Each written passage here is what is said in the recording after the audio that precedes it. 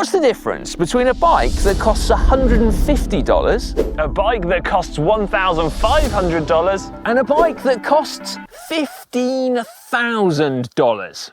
Well, we're going to find out. Mayday, mayday, I'm out of gears. This was your moment to shine. I did shine. The stopwatch is going to prove that I've shined. Whoa, right, easy, Tiger.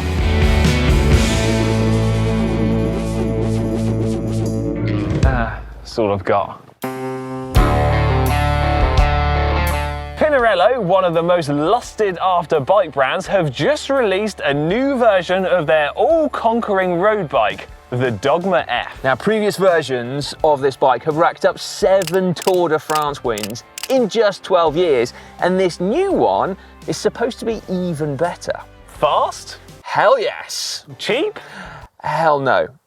Prices of the new bike start at $14,500. This one is actually ever so slightly more than that. Premium materials used throughout, incredible engineering expertise and development time have gone into this bike. Is it worth it though? Because you see, this bike is also a Pinarello. We picked it up secondhand for a fraction of the price. And I tell you what, you get a lot for your money here. It's got a carbon fiber frame still. It's got really good quality Shimano Ultegra gears on it as well. It's a lot of bike. And then, well, then there's also this one.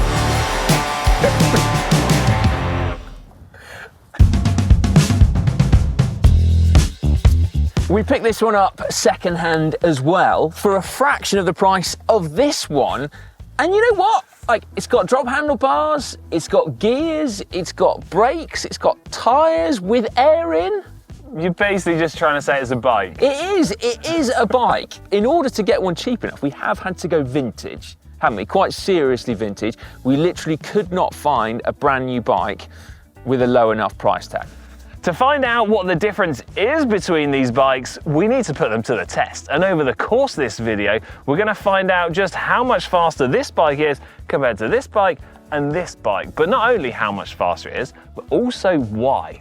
There is a problem though, isn't there? Because there's 3 bikes and 2 riders. Well, I've got that covered.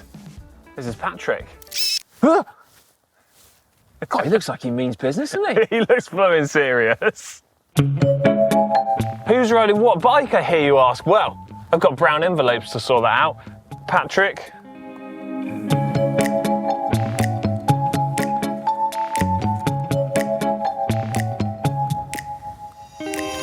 Ooh, he's on the mid-range one. That means there's only the cheap and expensive one left. Oh my God, so one of us gets to ride a brand new Pinarello, the other one gets to ride the hedge bike. I think I know which one I prefer. Okay, right. After 3. 1, 2, 3. No! Damn it!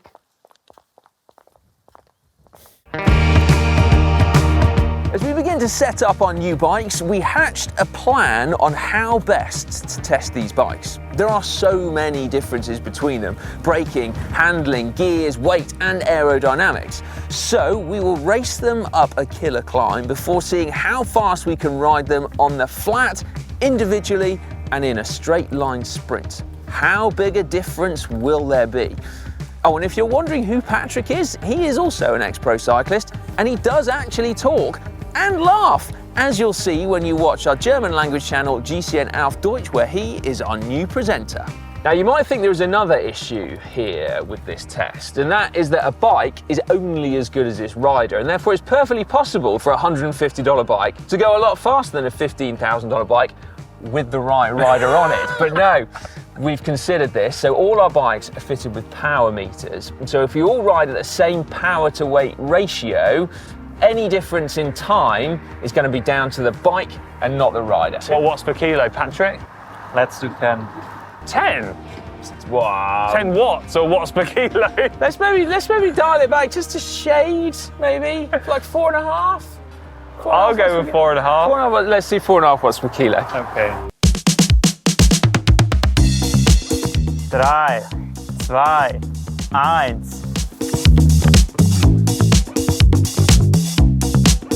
Down tube shifters, not the quickest or easiest. to modern ones. I also don't have very many gears on this bike. I've got 12, which is half what Alex has got, and almost half what Patrick's got as well, to be fair. 3, 2, 1. I'm really sorry for anyone that's German. I think it's worth 1,500. Feels comfortable and it's really light actually.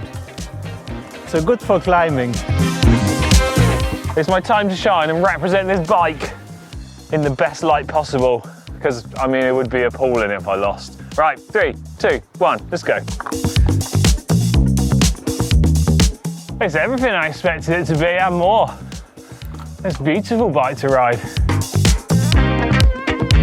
So I do have a pretty important point to prove here, because I took it very personally when Si beat me in the bicycle video when we raced up Cheddar Gorge. But honestly, it was just by chance that he picked the rubbish bike.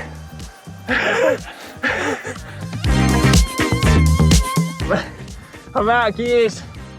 Mayday, mayday. I've got them in my sights now. I can see them. Patrick is just catching Si. Oh, there he is. There he is. Strong.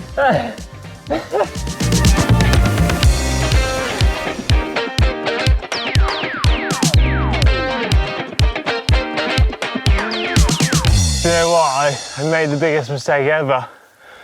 I underestimated my competition. I gave you guys actually quite a big gap, so I thought I was going to catch you really fast. Right, we'll save our times to the end of this video because we've got more challenges to come. That is true. Do you know what? The one thing I really want to do, I want to weigh these bikes, okay? Come on, let's get the scales. Drum roll, please. With pedals and Wahoo mount, it is, I'm going to guess, 7.3. Patrick? 7.2. Ooh! Seven- 7.25. There you go.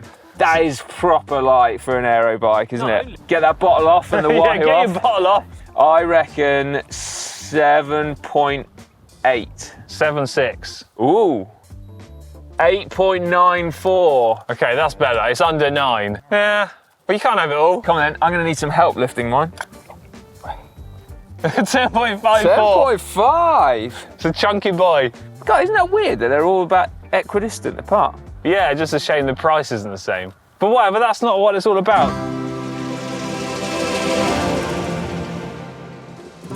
Okay, so we've established that my bike is the lightest out of the 3. No great surprise, eh? It's not really, is it? But what is interesting is that your bike could be lighter, couldn't it? So Yeah. Pinarello have shed 102 grams from this frame set compared to the previous one by changing the material they've used. It's a different type of carbon fibre, but actually most, as far as I can gather, of the other design changes have been about improving aerodynamics. It's about making your bike faster at any speed over about 20k an hour, isn't it? Well, I think it's important for everyone that they realise that's how they've gone about trying to make a bike faster, and it's not just about making it as light as physically possible. Okay, time trial next, and it's what superbike manufacturers are looking for. Increased speed, we want to go faster for less effort. What are we going to say now? There's no power to weight ratio here because it's all aerodynamics. Should we just say we'll pick a wattage? Patrick, how many watts should we do? Let's do around 300. 300. Oh, he's It's going easy on us. yeah, I was going to say, yeah, no more 10 watts per kilo. Let me just try and remember my German. 3, 2, 1. Almost. Terrible. 3, 2, 1. Go!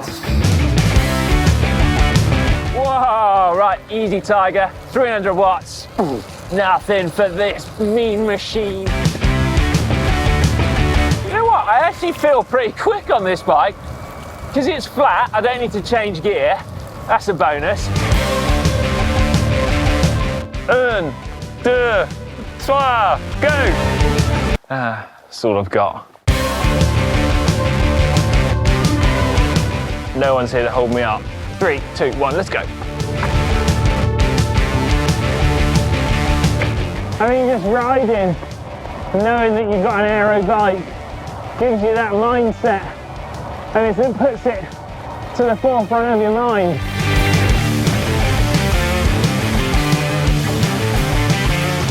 I feel like I'm making progress. I'm getting closer to them.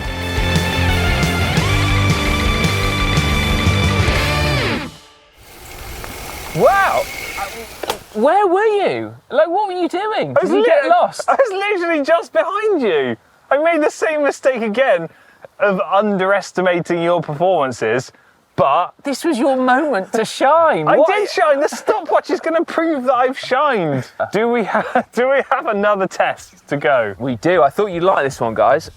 A straight out sprint. 3, 2, 1, go!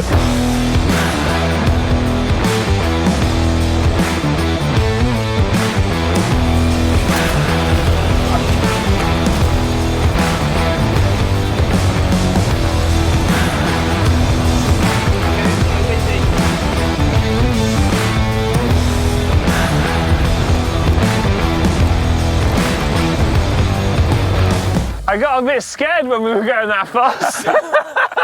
Well, I think a lot of that came down to the shifting there, didn't it? Like the way you went off the line, just like ding, ding, ding, ding, ding. No, mostly legs. Yeah. We're warm and dry, which is great news. It turns out that no matter how much money you spend on a bike, you still get wet if it rains. But we will give you some proper results now. Okay, you ready, guys? Of course I'm ready. Okay, so the difference on the climb, the cheap bike was 34 seconds slower than the mid-range bike, which was 14 seconds slower than the superbike. And then on the flat, the cheap bike was 10 seconds slower than the mid-range bike, which was 7 seconds slower than the superbike. So there wasn't really a vast amount in it on the flats, which surprises me. It surprises me, and well, it doesn't surprise me because we all saw the rain jacket you were wearing, Alex. Look, okay. Do you regret that now? No, I don't regret it because I still won and I had the luxury of a rain jacket on. But it highlights something quite important, that if you're going to spend loads of money on a bike, perhaps reserve a bit for aerodynamic clothing at the same time. I think, yeah, put a bit of money aside for a rain jacket as well. Now, for the nerds out there, my rain jacket will have increased my coefficient of drag, or CDA, by approximately 0.045, which over the duration of our test course will have cost me in the region of around 20 seconds. Yes, I'm a plonker, but I'm a dry plonker at that. Now, does it mean that the superbike isn't worth it?